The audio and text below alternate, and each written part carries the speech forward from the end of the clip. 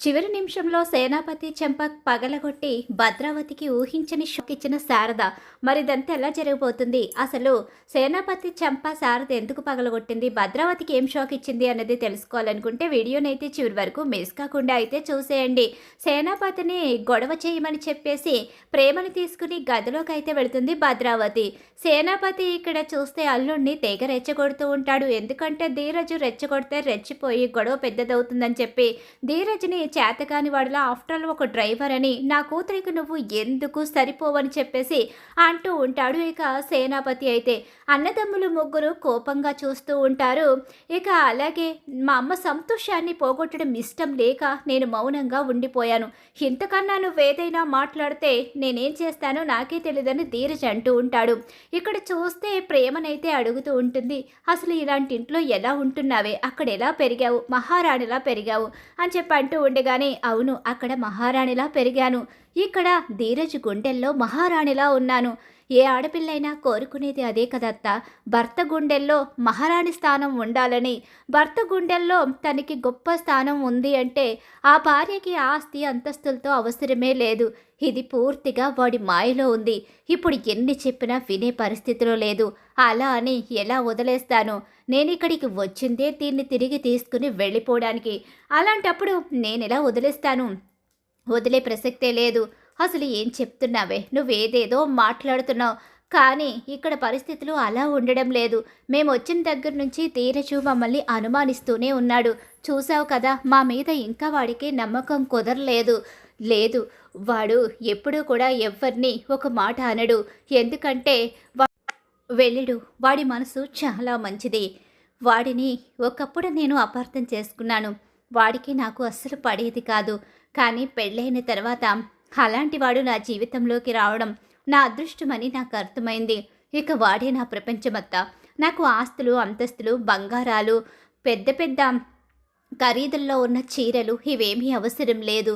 నేను పెళ్లికి ముందు వరకు అవన్నీ అనుభవించాను, గొప్పగా పెరిగాను. ఇప్పుడు పేదరికంలోనైనా సరే సంతోషంగా ఉంటున్నాను అని చెప్పి ప్రేమ చెప్పడంతో మరో మాట మాట్లాడే అవకాశం అయితే ఇక్కడుండదు.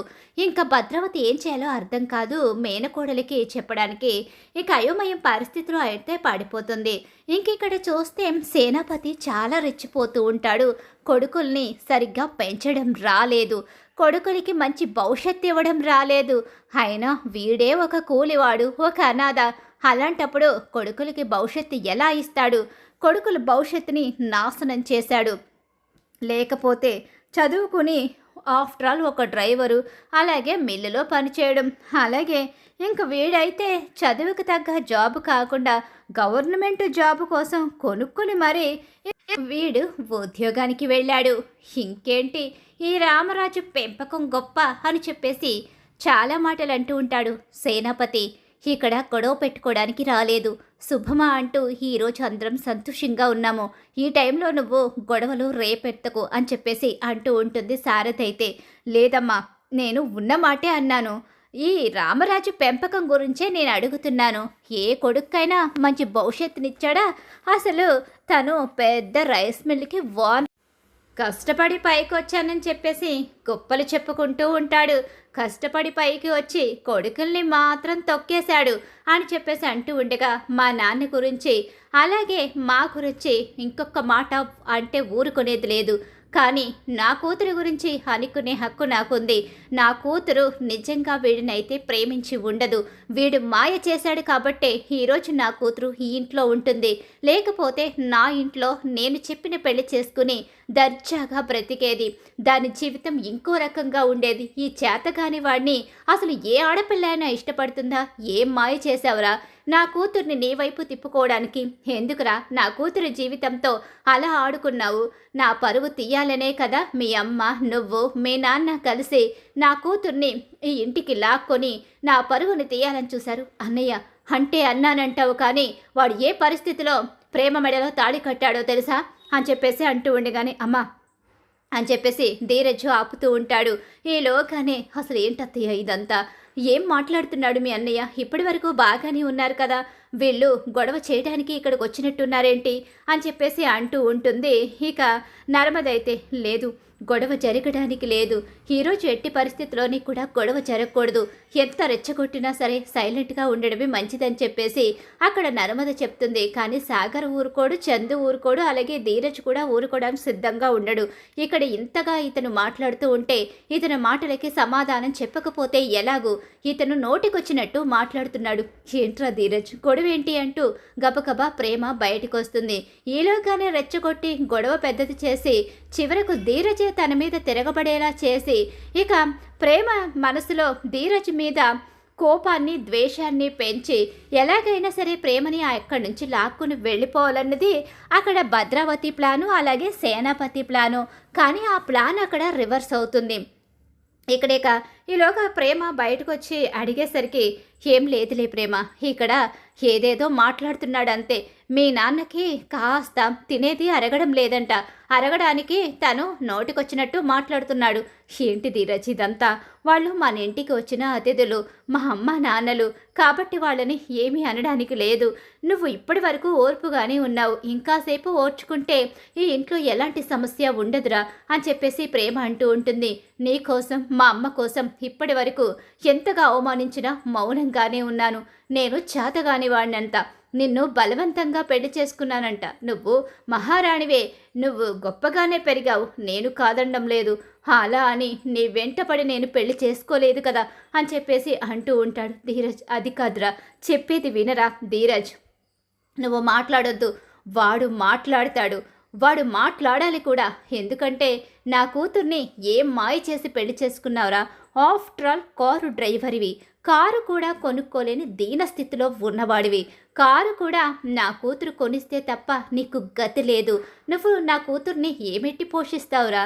అంతస్తుల్లో పెరిగిన నా కూతుర్ని ఈ ఇంట్లో పడేసి ఒక స్టోర్ రూమ్లో నా కూతురుతో కలిసి ఉంటున్నావు, ఇదేనేంట్రా నీ పౌరుషం అని చెప్పేసి అంటూ తెగ రెచ్చగొట్టేస్తూ ఉంటాడు ధీరజ్ని. ధీరజ్, నువ్వు ఈ నాన్న మాటని గౌరవిస్తావని అనుకుంటున్నాను, వాడు కావాలనే రెచ్చగొడుతున్నాడు, నువ్వు కనుక ఇప్పుడు రెచ్చిపోయి గొడవ చేస్తే ఇక్కడ ఇంకేదో సృష్టించబోతున్నారు, అందుకనే కాస్త జాగ్రత్తగా ఉండడమే మంచిది. అవునరా ధీరజ్, కావాలని ఏదో జరుగుతుంది ఇక్కడ, వీడు చేతగాని వాడు కాబట్టే ఇన్ని మాటలు అంటున్నా సరే చావలేని వాళ్ళలాగా అలా మాటలు పడుతూ ఉన్నాడు.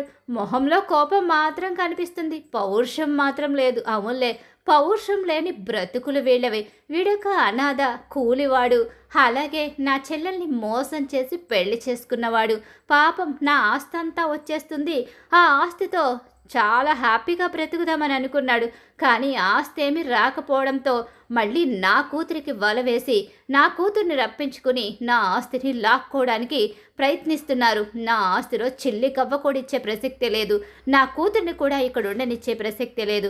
పద వెళ్ళిపోదాం ప్రేమ, ఇక్కడ నువ్వు ఒక్క క్షణం కూడా ఉండడానికి లేదు, ఇంతకాలం నువ్వున్నది చాలు, నువ్వు ఇలాంటి ఇంట్లో ఎలా బ్రతుకుతున్నావు? నీకు ఇలాంటి బ్రతుకు అవసరం లేదు, వీడు అసలే అవసరం లేదు, వీడు నిన్ను మాయ చేసి మోసం చేశాడు. ఇక నా చెల్లెలు వేతవతి కూడా వీళ్లతో కలిసిపోయి నిన్ను ప్రేమ చూపిస్తున్నట్టుగా నటించి మోసం చేస్తుంది. ఈ కుటుంబంలో వాళ్ళ మాయలో నువ్వు పడ్డానికి లేదమ్మా, వెళ్ళిపోదాం. మేము ఈ ఇంట్లోకి ఎలా వచ్చామో నీకు తెలుసు, మీ నాన్నమ్మ పుట్టినరోజు చేయడానికి వచ్చాం, కానీ మా మీద వచ్చిన దగ్గర నుంచి వీడు అనుమానం పడుతూనే ఉన్నాడు. ఇలాంటి చేతగాని వాడు మా మీద అనుమానం పడ్డమేంటి? వీడు తెగరెచ్చిపోతున్నాడు, వీడికి అవకాశం ఇచ్చింది నువ్వే కదా, నీ కారణంగానే వీడు ఈరోజు నోటికొచ్చినట్టు మాట్లాడి నా ముందు నోరెత్తగలిగే కెపాసిటీలో ఉన్నాడు. నువ్వే కనుక నా దగ్గరికి వచ్చేస్తే వీడు నా ముందు కుక్కలా పడుంటాడు అని చెప్పేసి అంటూ ఉండగానే ఈలోగానే ఓరే సేనాపతి అని చెప్పేసి గట్టిగా అరుస్తాడు ధీరజ్. అయితే ధీరజ్, నువ్వు ఆగరా, నువ్వు ఏం మాట్లాడొద్దు, ఇక్కడ ఏం జరిగినా సరే నువ్వు మాత్రం కోపం తెచ్చుకోవడానికి లేదు, లేకపోతే మనిద్దరి మధ్య దూరం పెరిగిపోతుంది. ఇప్పుడు వీళ్ళు ఎందుకు వచ్చారో నాకు పూర్తిగా అర్థమవుతుంది. చూసావా ఎలా మాయ చేసేశారో నిన్ను, కాసేపట్లోనే మా మీద ఉన్న ప్రేమను కూడా విరిచేశారు, అది వీళ్ళు ఈ కుటుంబం అంటేనే అంత. ఈ కుటుంబంలో వాళ్ళు ఎవరినైనా విడదీసేస్తారు, ఎవరి జీవితాలనైనా నాశనం చేసేస్తారు. ఎదుటి వాళ్ళ ఆస్తిని తను బుట్టలో వేసుకోవడం కోసం ఏదైనా చేస్తాడు. అదిగో వాడున్నాడు కదా సాగర్ గాడు, వాడు ప్రేమించి పెళ్లి చేసుకున్నాడు. తను ఒక్కగానొక్క అమ్మాయి, పైగా గవర్నమెంట్ ఆఫీసరు. వాళ్ళకి వెనక కాస్త కూస్తో ఆస్తుంది. దానికోసం వాడు ఇక ఆ నర్మద వెంట పడి పెళ్లి చేసుకున్నాడు. ఇక వీడి సంగతి చెప్పనే అవసరం లేదు. మనకున్న కోట్ల ఆస్తిని లాక్కోవడానికి వీడు నీ వెంట పడి పెళ్లి చేసుకున్నాడు. ఇది రామరాజు బ్రతుకు, ఇది రామరాజు కొడుకుల జీవితం అని చెప్పేసి చాలా రెచ్చగొడతాడు. ఇక సేన, ఆగు భద్ర, వాడలా రెచ్చిపోతుంటే మాట్లాడవేంటి? వాడన్న మాటల్లో తప్పేముందమ్మా, వాడు ఉన్న మాటే కదా అంటున్నాడు. నా మేనకోడల జీవితాన్ని నాశనం చేశారు. అసలు ప్రేమ ధీరజులు ప్రేమించుకోవడమేంటి, ఎప్పుడూ కొట్టుకుంటూనే ఉండేవారు. అలాంటిది ప్రేమ వీడినెలా ప్రేమిస్తుంది? పైగా ఈ ఇంటికి మన ఇంటికి ఉన్న శత్రుత్వం గురించి ప్రేమకు ఎప్పుడో తెలుసు. అలాంటప్పుడు ప్రేమ ఎలా ప్రేమిస్తుంది? అసలు ఇదంతా కూడా జరగని పని. కానీ కావాలని ప్రేమని ఏదో మాయ చేసే వీళ్ళు ఇంట్లో ఉంచుకుంటున్నారు. అందుకే నా మేనకోడలు నాతో వచ్చేయాలి. అవును పద ప్రేమ, మనం ఇక్కడి నుంచి వెళ్ళిపోదాం. ఇక్కడ నువ్వు ఒక్క క్షణం కూడా ఉండడానికి లేదు. ఇక్కడ ఉంటే ఇంకా మాయ చేసి నీ జీవితంతో ఆడుకుంటారు. ఇకనైనా కళ్ళు తెరుచుకుని ఒక మంచి భవిష్యత్తు కావాలని కోరుకుని మా వెంట వచ్చేయమ్మా, నిన్ను మహారాణిలా చూసుకుంటాము. నీకు నచ్చిన జీవితం అక్కడుంది. ఇక్కడ నీకు కష్టాల కులిమి తప్ప ఏమీ లేదు. ఇలాంటి కొంపలో నా కూతురు బ్రతకడమేంటని నేను ప్రతిసారి నిన్ను చూసిన ప్రతిసారి బాధపడుతూనే ఉన్నాను. అనుక్షణం నాకు బాధని మిగల్చుకు. నిన్ను కన్నందుకు ఇప్పటికైనా నా జీవితానికి ప్రశాంతతనివ్వు. నీకోసం ఆలోచిస్తూ ప్రతిరోజు నిద్ర పట్టడం లేదు. నువ్వు వచ్చేస్తే ఇక నేను ప్రశాంతంగా ఉంటాను. ఏం మాట్లాడుతున్నారండి? కూతురి కాపురాన్ని నాశనం చేసి ఇంట్లో పెట్టుకుని తన భవిష్యత్తుని ఏం చేయాలనుకుంటున్నారు? రేణుక, అవును రేణుకనే. నేను ఒక ఆడపిల్ల తల్లిగా మాట్లాడుతున్నాను. కూతురి కాపురాన్ని ఎవరైనా నాశనం చేస్తారా? తండ్రి స్థానంలో ఉన్న మీరు అసలు కూతురి జీవితాన్ని ఎందుకు నాశనం చేయాలనుకుంటున్నారు? రేణుక, నువ్వు మాట్లాడుకు. అది మాట్లాడుదురా, నేను మాట్లాడతాను అని చెప్పేసి ముందుకొచ్చి రెచ్చిపోతూ కూతురి కాపురాన్ని నాశనం చేయాలని చెప్పి అనుకున్న సేనాపతి చెంప పగలగొడుతుంది శారద. అమ్మ అంటూ గట్టిగా అరుస్తుంది భద్రావతి. నోరుముయ్ భద్ర అని చెప్పేసి అనేసరికి, అమ్మ వీళ్ల ముందు వాడిని కొట్టిందే కాక నా మీదే కోప్పడతావా? కోప్పడ్డం కాదు, ఇద్దరిని చంపేస్తాను ఇంకొక మాట మాట్లాడారంటే. ఈరోజు నా పుట్టినరోజు చేయడానికి ఈ గుమ్మంలో అడుగు పెట్టారు. కానీ మీ ఇద్దరు ఎంత స్వార్థంతో ఇక్కడికి వచ్చారో, ఎలాంటి ఉద్దేశంతో వచ్చారో నాకు తెలియదనుకుంటున్నారా? మీరిద్దరూ ఇంట్లో అడుగు పెట్టడానికి కారణమే ప్రేమ కాపురాన్ని నాశనం చేయడానికి. ప్రేమ భవిష్యత్తుని నాశనం చేసి దాన్ని ఇంట్లోంచి తీసుకొచ్చేసి ఇక్కడ ఈ ఇంట్లో దాన్ని ప్రేమగా చూసుకోవడం లేదని, ఈ ఇంట్లో దానికి ఎలాంటి స్థానం లేదని నిరూపించి దాని మనసుని ముక్కలు చేయాలని చూశారు. కానీ నువ్వు లోపలికి తీసుకువెళ్ళి మంతనాలు చేసినా అది నీకు లొంగలేదు. చివరికి వీడిని రెచ్చగొట్టి ఇక్కడ గొడవ పెరిగేలా చేసావు. వీడు కూడా పిచ్చి కుక్కలా రెచ్చిపోతున్నాడు. చంపేస్తాను ఇంకొక మాట మాట్లాడి నా మనవరాలు కాపురంతో ఆడుకుంటాను అంటే ఊరుకునే ప్రసక్తే లేదు. ఏదైనా ఏమైనా డ్రైవర్ అయినా లేకపోతే వ్యవసాయ కూలీ అయినా ఇంకొకరైనా సరే దానికి పెళ్ళైపోయింది. పెళ్ళైపోయిన తర్వాత దాన్ని ఇంటికి తీసుకుని వెళ్ళి దానికి మరో పెళ్లి చేస్తాను అంటే ఎవ్వరూ చూస్తూ ఊరుకోరు. ఒకప్పుడు ఇష్టం ఉందో లేదో నాకు అనవసరం. పెళ్లి చేసుకునేటప్పటికి వాళ్ళిద్దరి మధ్య ప్రేమ ఉందో లేదో తెలియదు. కానీ ఇప్పుడు మాత్రం వాళ్ళు ఒకరి కోసం ఒకరు బ్రతుకుతున్నారు. ఒకరంటే ఒకరికి ప్రాణం. నా చిన్న కూతురు వేద కూడా మేనకోడల్ని కన్న కూతురులా చూసుకుంటూ దానికి ఎక్కడ ఎలాంటి బాధ కలగకుండా చూసుకుంటుంది. ఇంతకన్నా గొప్ప కుటుంబంలోకి నీ కూతుర్ని తీసుకువెళ్ళి ఇవ్వగలవా? ఇక్కడ ఏం జరుగుతుందో, ఎవరు మిమ్మల్ని రెచ్చగొట్టి ఇక్కడికి తీసుకొచ్చారో ఆ మాత్రం తెలుసుకోలేననుకుంటున్నారా? మీరు పుట్టినరోజుకి అంత త్వరగా ఒప్పుకున్నప్పుడే మీరేదో ఖచ్చితంగా కుట్ర చేశారని నాకు అర్థమైంది. కానీ అంతా తెలుసుకున్న తర్వాత నాకు చాలా పెద్ద షాక్ ఎదురైంది. వల్లి, ఈ ఇంటి పెద్ద కోడలైన వల్లి ఈ కుటుంబాన్ని విడదీసి ఈ కుటుంబంలో గొడవలు జరుగుతూ ఉంటే సంతోషపడాలని చాలా ప్రయత్నిస్తుంది. పాపం నవ్వు ఆపుకోలేకపోతుంది ఇంతసేపు. ఆ సుకన్య అలాగే అదిగో ఆ వల్లి ఇద్దరూ కలిసి ఇక్కడ అంత గొడవ జరుగుతూ ఉంటే నవ్వు ఆపుకోలేక చాలా కష్టం మీద నవ్వుతున్నారు. పాపం ఏంటి, ఏం మాట్లాడుతున్నారు? అమ్మమ్మ గారు, నేనెందుకు అలా అని చెప్పి అంటూ ఉండగానే, నోరు ముయ్యవే నంగనాచి. నీ గురించి నాకు తెలీదనుకుంటున్నావా? నువ్వు నా కూతురు దగ్గరికి వచ్చి మాట్లాడిన మాటలు నేను విన్నాను. నా మనవరాలి బ్రతుకుని రోడ్డుకు ఈడ్చడానికి నువ్వు ప్లాన్ చేశావు.